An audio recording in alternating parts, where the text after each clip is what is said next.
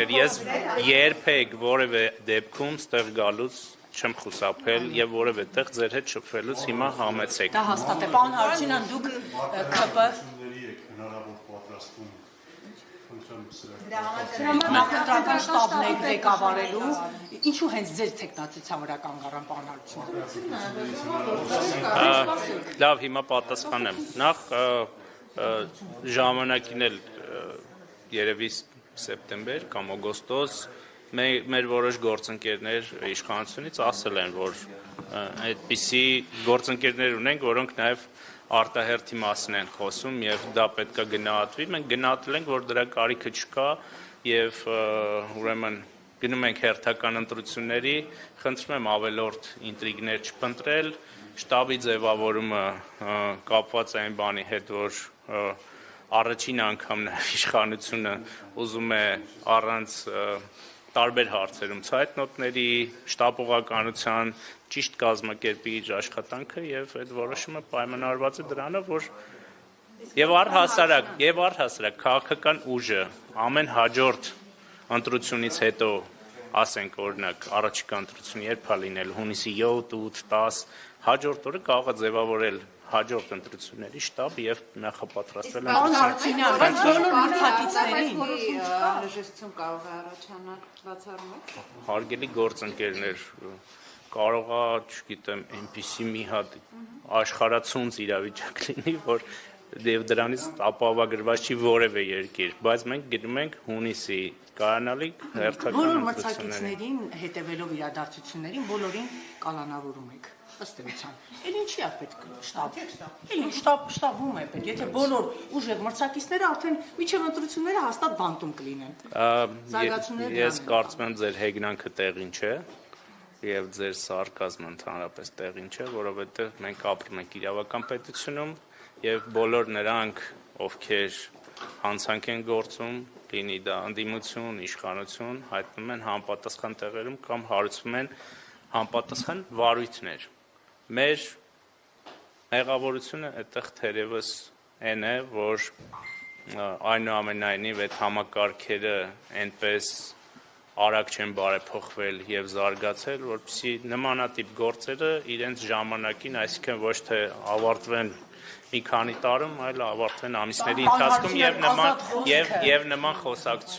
եւ նման խոսակցությունները իջիկ կլինեն։ Ազատ խոսքը բերանով է փակում։ Կամ կալանավորվել է այս ընթացքում։ Ընդդիմության ներկայացուցիչներ խոսքի համար կալանավորվել են։ Իշխանության ներկայացուցիչը գրառման համար, հայտարարության համար։ Մենք խոսքի համար չենք կալանավորում եւ առհասարակ գործադիրը կալանավորելու որևէ գործառույթ չունի։ Իրավապահները կալանավորվում են համապատասխան քրեական օրենսգրքի համապատասխան հոդվածներով նկարագրված իրավիճակներում։ Մարդիկ ընդհանրապես կարծիք են հայտնել, պարոն Հարությունյան։ Հարգելի գործընկերներ, ես արդեն պատասխանեցի, էլի, ես լինելով գործադիրի ներկայացուցիչ որակումներ չեմ տալու եւ դատական համակարգը կտա պատասխանները արդյոք այդտեղ այդ ամենը իրավաչափայեղը թե ոչ։ Պարոն Հարությունյան, ամեն Եվրոպայի նիստում Եվրոպատգամավորն է։ Ներողություն, ես բոլոր հարցերին կպատասխանեմ։ Այս թեման երկու օր առաջ, եթե չեմ սխալվում, հենց բյուջեի քննարկմանը զեկույցի ընթացքում Նիկոլ Փաշինյանն ասաց, որ ադրբեջանական կողմի հետ գրեթե ամենօրյա ռեժիմով արդեն կապ կա, քննարկումներ անդադար։ Ես կխնդրեի մանրամասնել, պարոն Հարությունյան, կոնկրետ ինչ օրակարգով են այս փուլում ադրբեջանական կողմի հետ այդ ինտենսիվ շփումները։ Ինտենսիվ շփումները բոլոր հարցերի շուրջ են եւ ես չգիտեմ կոնկրետ ինչ խոսակցություն է եղել այդ զեկույցի ժամանակ վարչապետի ընդհանուր դրանք վերաբերում են շատ տարբեր հարցերի, ասենք օրինակ սահմանագծման օրակարգով պարոն Գրիգորյանն է իր ուղղությամբ աշխատում, արտաքին գործերի նախարարությունը համապատասխան իրենց օրակարգով աշխատում, անվտանգության խորհուրդը եւ Արմեն Գրիգորյանը իր գործընկերոջ հետ է աշխատում, կլինեն հումանիտար հարցեր, մնացած բոլոր հարցերը օրակարգները, երբ որ արդյունքները լինում է, մենք դրա մասին խոսում ենք եւ կարծում եմ, որ այն տեմպը, որ կա Հայաստան, Ադրբեջան գործընթացում, հարաբերություններում վատը չէ, օրինակ Ադրբեջանի կողմից իր մասով, օրինակ հայկական բեռների տեղափոխման, շրջափակման արգելքի հանումը։ Պարոն Հարությունյան, իսկ ամենօրյա ռեժիմով քննարկումների ժամանակ արդյոք այդ ցավոտ հարցերը քննարկվում են, օրինակ այսպես կոչված Զանգեզուրի միջանցքը, Արևմտյան Ադրբեջանի թեման Դուք ընդհանրապես չհոգնեցիք այդ թեմաներից Զանգեզուրի միջանցքի։ Եվ մենք ենք մեր կարծիքը ասել, եւ իրանք են իրենց կարծիքը ասել, կան ստորագրված փաստաթղթեր։ Այդ փաստաթղթերում շատ հստակ եզրույթներ, տեղանուններ, անվանումներ, ինչ է անընդհատ ավելորդ լարվածություն ստեղծում այդ բանը։ Okay, մենք չենք ստեղծում, իրենք են ստեղծում։ Պայմանագրի ստորագրման շուրջ կան քննարկումներ այս պահին, պարոն Հարությունյան, նախաստորագրվեց, բայց ստորագրման մասին կարծես թե դադար է այս պահին։ Դե երկկողմ շփումներում այդ հարցը անընդհատ կա եւ պետք է փորձենք նաեւ ընդհանուր եզրեր գտնել, որպեսզի օր առաջ այդ փաստաթղթը ստորագրվի։ Պետությունների ղեկավարների միջև ուղիղ շփում կա թե ոչ։ Պետությունների ղեկավարների միջև այն ժամանակ, երբ որ շփում լինում է, դուք դրա մասին իմանում եք պարտադիր։ Պարոն Հարությունյան, իրավական ոլորտից հարց են տալիս այդ բերանը փակելու, եկեղեցու ցանելու հետ կապված, ասում եք, թե դա իրավական տիրույթ է, մենք թողի ամեն մեկը զբաղվի այդ գործով, չենք խառնվում, բայց կոնկրետ 3 Եվրանեստի խորհրդարանական վեհաժողովի նիստին եվրապատգամավորներից մեկը Նաչո Սանչեսը ձեզ ամոթանք տվեց, որ 20-40 ոստիկան եք ուղարկում մարդկանց խոսքի համար բանտ եք նետում ու հիշեցրեց, որ դուք տենց ուզում եք ԵՄ անդամ դառնալ, եւ ժողովրդավարական պետություններում նման կերպ չեն վարվում։ Սա ձեզ չի առնչվում։ Երբ որ իսպանացի падգամավորը գալիս է եւ Հայաստանի Հանրապետության տարածքում նման դիրքորոշում է արտահայտում, դա նշանակում է, որ այս պետությունը եւ մեր իշխանությունը միտված է ժողովրդավարական գործընթացները զարգացնել, չփախնել մեր կողմից անարդարացի քննադատությունից, լսել դա եւ ընդունել գիտություն։ Յուրաքանչյուր հարգելիս դա իսպանացի падգամավորը զգուշացնում է, okay։ Դուք ԵՊՀ դասախոս եք եղել, պարոն Հարությունյան, միջազգային գնահատականների միջում բավականին ընդդիմադիր դասախոս եք եղել, ազատ արտահայտվել եք, բայց որևէ մի ՀՀԿ-ականի երեխա, օրինակ, ձեր ընդդիմադիր դասախոսությունները չնկարեց տալ ռեկտորին, որ ռեկտորներ, օրինակ, պարոն Հարությունյանին որոշում կայացներ աշխատանքից հեռացնել։ Ինչու է այսպիսի կատաղի պայքար մղում ազատ խոսքի դեմ։ Իմ ուսանողները լսարանում երբեք ընդդիմադիր ելույթներ չեն լսել կամ որակումներ չեն լսել, իմ դասախոսությունները լսարանում եղել են բացառապես այն դասախոսությունների շրջանակներում, որոնք եղել են։ Եվ ես չգիտեմ ինչի մասին է խոսքը, ես չգիտեմ Նարեկ ջան, ես չգիտեմ ինչի մասին է խոսքը, հարցը տրվեց ինձ հետ կապված, ես պատասխանեցի։ Եվ ներողություն, եւ միաժամանակ կարող եմ ասել, որ սոցիալական ցանցերի այս զարգացվածության պայմաններում ես ունեցել եմ ուսանողներ, որոնք իմ գործունեությանը հետևել են եւ հետևել են այն քաղաքական ուղուն, որին ես եմ հետևում։ Դիցուկ իշխանության մեջ կան մարդիկ, որոնք եղել են իմ ուսանողները, բայց դա ամենևին չի նշանակում, որ ես չարաշահել եմ իմ ուրեմն լիազորությունները որպես դասախոսի եւ պարտականությունները եւ նման գործունեություն են ծավալել, բայց ես ձեզ ասեմ, որ իմ ունեցած տեղեկություններով Երևանի պետական համալսարանի ռեկտորը ապրիլի 22-ին 2018 թվականի որոշում է կայացրել ինձ հեռացնելու, բայց ապրիլի 23-ին հեղափոխության օրերն էր, ապրիլի 23-ին այդ հրամանը անհետացել է։ Մինչև էդ էլ եղել են փորձեր ճնշելու, սահմանափակելու, բայց ես կարծում եմ, որ նույն ԵՊՀ ղեկավարությունը շատ լուրջ մտահոգություններ է ունեցել, որ հնարավոր սահմանափակման դեպքում, ես փաստերի մասին եմ խոսում, եւ հնարավոր սահմանափակման դեպքում Ես ասում եմ, ես ունեմ տեղեկություններ, ես չեմ ասում, այդ մարդը այդպիսի բան է արել։ Հարգելի գործընկերներ, եկեք մեկ Պոստֆակտում հայտարարություններ եք անում, ուզում եք արդարացնել այսօրվա Հիմա ես ուրիշ բաների մասին եմ ասում, նաև, որ եղել են մինչև այդ սահմանափակման փորձեր, բայց այդ մարդիկ, այդ թվում նաև Արամ Սիմոնյանը հասկացել են, որ դա շատ ավելի վատ հետևանքներ կունենա Երևանի պետական համալսարանի համար, քան իմ սահմանափակումը։ Պարոն Հարությունյան, թեմայի շարունակություն էլի կներեք։ Տեսեք, պետհամալսարանը պատճառաբանել է, որ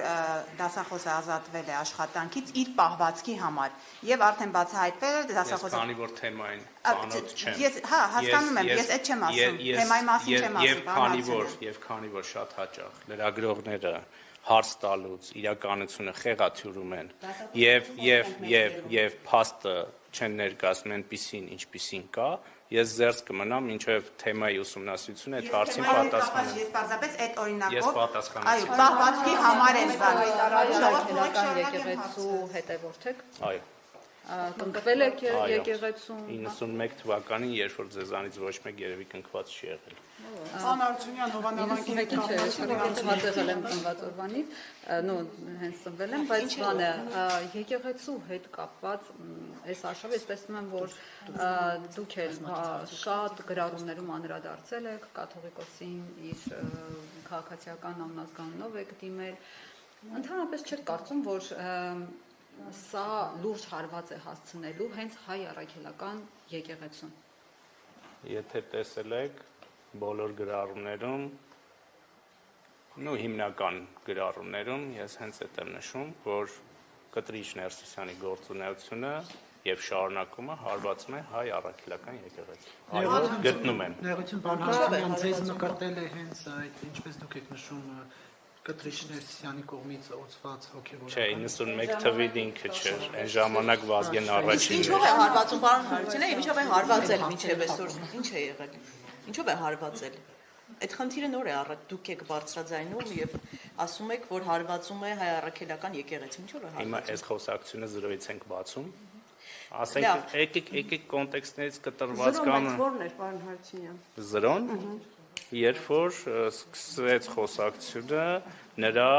ոչ կուսակրոն լինելու մասին։ Դուք գրառում եք արել, որ 2020 Երբ իմացաք, որ կուսակրոն կաթողիկոսի հետ ինչ եք քննարկել, արդյոք այդ ժամանակ ձեզ հայտնի էր այս ամեն ինչ, այսօր դուք գիտեք, եւ խոսել եք այդ մասին։ Անկեղծ ասած, 20 թվականին, երբ որ հանդիպել եմ, դրանից հետո էլ չեմ ուզել հանդիպել, որովհետեւ շատ վատ տպավորություն եմ ստացել։ Ասեմ։ Ուրեմն ես գնացել եմ, ընդ որում ես չէի ուզում գնալ, այդ ժամանակ հիշում եք հայոց պատմություն, այն ժամանակ հայոց պատմություն եւ հայ եկեղեցու պատմություն թեմաների շուրջ կար լարվածություն, ես ասում էի, որ մենք չենք կարող ունենալ առանձին հայոց պատմություն եւ առանձին հայ եկեղեցու պատմություն, որովհետեւ դա ընդհանուր պատմություն է, իրենք ասում են չէ, որ դուք հայ եկեղեցու դեմ արշավ եք անում, փակում եք հայ եկեղեցու պատմությունը եւ այլն։ Եվ իմ գործընկերներից մի քանիսը այդպես ասում են, գուցե մի հատ զրուցեք, հասկանաք ինչ է խնդիրները։ Եվ այդ զրույցի ընթացքում ըստ էության այդ թեմայի շուրջ շատ խոսակցություն չեղավ եւ հնչում են մեղադրանքներ, թե ես ինչով եմ վնասում եկեղեցուն։ Ասացի մի օրինակ կարող եք բերել։ Ասեց այո, կարող եմ բերել, կանչեց իր օգնականին, ասեց հələ մի հատ այն թուղթը բեր։ Այդ օգնականը բերեց թուղթը, ասում է գիտես, դու կազմակերպել ես մի միջոցառում, որի ընթացքում կրնակիտ, այսինքն մեջքին նստացրել ես մի կարգալույծ քահանայի։ Ասում եմ եղա քեզ Տեր Աստված, ես ոչ մի կարգալույծ քահանա չեմ ճանաչում, հոգևորական։ Ասում է չէ, ճանաչում ես, դու կազմակերպել ես, ասում եմ իսկ կա ապացույց որևէ, որ ես այդպիսի բան եմ արել։ Ցուցադրում եմ մի նկար, որտեղ Գանե Աբրամյանի ակումբ 3 էր, չէ՞։ Հոդված 3-ում ինձ եւ Սուրեն Պապիկյանին, որը այն ժամանակ տկեն նախարար էր, հրավիրել են, չեմ հիշում արդեն ինչ թեմայով քննարկման, վերաբերում էր հանրակրթությանը, նստացրել են առաջի շարք եւ ում վրա ինքը ցույց է տալիս, նստած է հետևի շարքում մի տեղ, որը կապ չունի ոչ ինձ հետ, ոչ Սուրեն Պապիկյանի, ասում դու միջոցառում ես կազմակերպել եւ այսպիսի շարան եւ այս մարտիկ, այս բարքերով, այս ստով, այս կեղծիքով այն ժամանակ նախարար Արայիկ Հարությունյանի շուրջ ստեղծում էր մթնոլորտ եւ ուներ պապկա, որի մեջ դրված էր այդ կեղծիքը եւ այդ կեղծիքով ինքը սրբազաններին, մյուս հոգեվորականներին կերակրում էր։ Էս ա եղել ինձ։ Ես եղավ Հրայր Թովմասյանի գրիչի հանրության։ Մնից ներկայացրեցիք, մտածեցինք այդ ինչ բան։ Ես ճիշտն ասած չգիտեմ էլ իրան, չգիտեմ ում մասին է խոսքը։ Գուցե հիմա ակտիվ էլա, նույնիսկ նկարը հիմա վիզուալ չեմ հիշում, թե ով է ինքը նստած, բայց ցույց էր տալիս։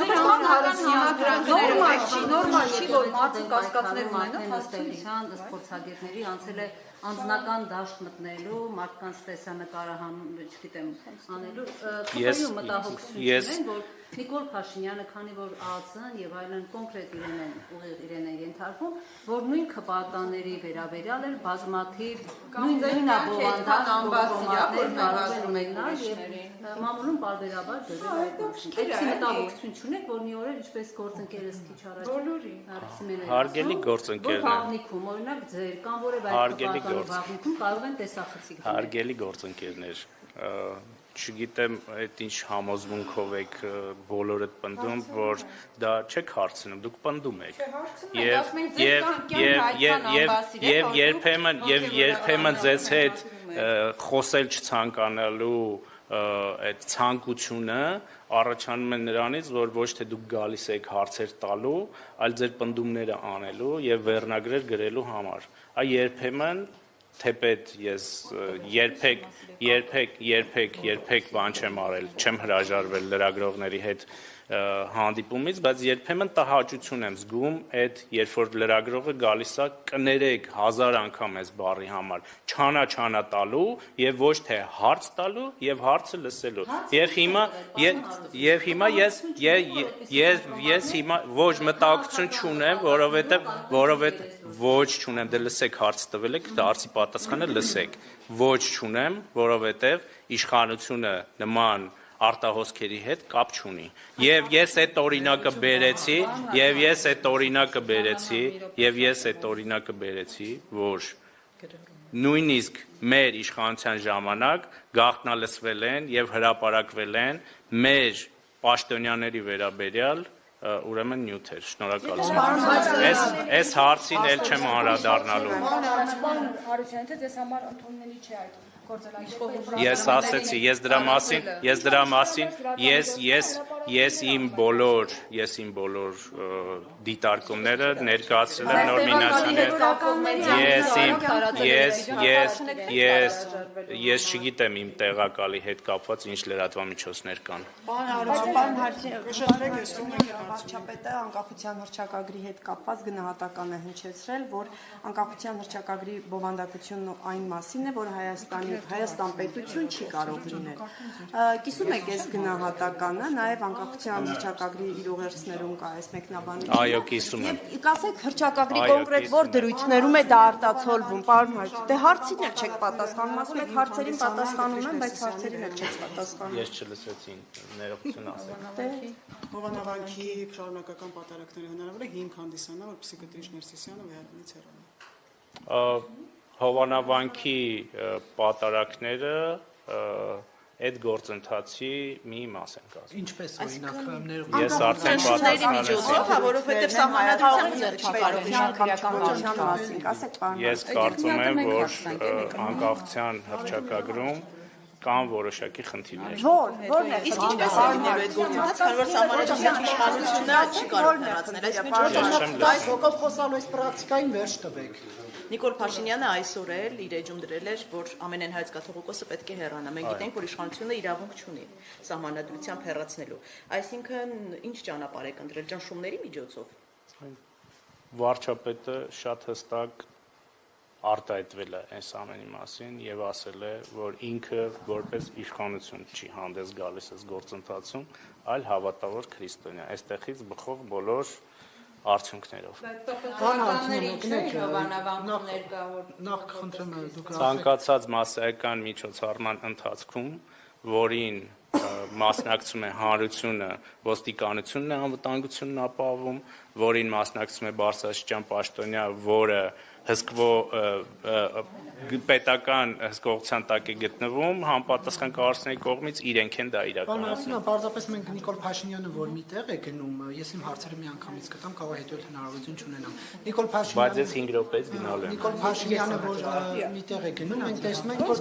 200 մետրը մեկ ոստիկանություն է կանգնած եւ տպավորություն է, որ եթե մի կես կիլոմետր այդ խաչմերուկը չլինի, արհեստական խաչմերուկ կստեղծեն, որ այդ ոստիկանները գնահատականն է, իրավաբաններն ու անպատասխան հարցս վերջացնեմ, ինչու է այդքան շատ ճանապարհներին ոստիկանություն կանգնում եւ արդյոք կառավարության վարչապետի ենթակայությամբ գործող ՊՊՑ-ն Հովանավանքի Մայրաթորի կողմից կարգալույց հրճակված հոգեվորականի անվտանգությունն ապահովում է, թե չէ նրան ՊՊՑ ծառայողներ հսկում են, թե ոչ։ Առաջի հարցի հետ կապված թե որտեղ ինչքան ոստիկանություն կկանգնի եւ որ հատվածներում կլինի, դա գնահատում են համապատասխան մարմինները ելնելով այն ինֆորմացիայից, որ ունեն տվյալ հատվածում, երկրորդի հետ կապված ես նման ինֆորմացիա չունեմ։ Պարոն Հարությունյան, ձեր եղբորը համարում են Նիկոլ Փաշինյանի իշխանության մեջի Միքայել Մինասյանը, բացատրեմ ինչ ասում են, ձեր քննադատն ասում, որովհետև գովազները կենտրոնացրել է իր ձեռքը, ինչպես օրինակ Միքայել Մինասյանը Հանրապետական կուսակցության շատ հանգիստ ամբողջ քաղաքը գովազների մեջ է, ամբողջ գովազների կուրացիան ինքն է իրականացնում, այսպես է հրապարակումները։ Ու ասում են, քննադատում են, ասում են ըստ էության Նիկոլ Փաշինյանի իշխանության պայքարը ոչ թե երևույթի դեմ էր, այլ անձերի դեմ էր։ Կուզենամ ձեր գնահատականը։ Դա սուտ եւ իրականության չհամապատասխանող փաստ է, որովհետեւ լուր է եւ մեկնաբանություն է, որ որևէ աղերս չունի իրականության հետ։ Գովազների հետ կապ չունի։ Այսինքն, եթե ձեր եղբայրը զբաղվեր անասնաբուծությամբ, կարող էին ասեն, որ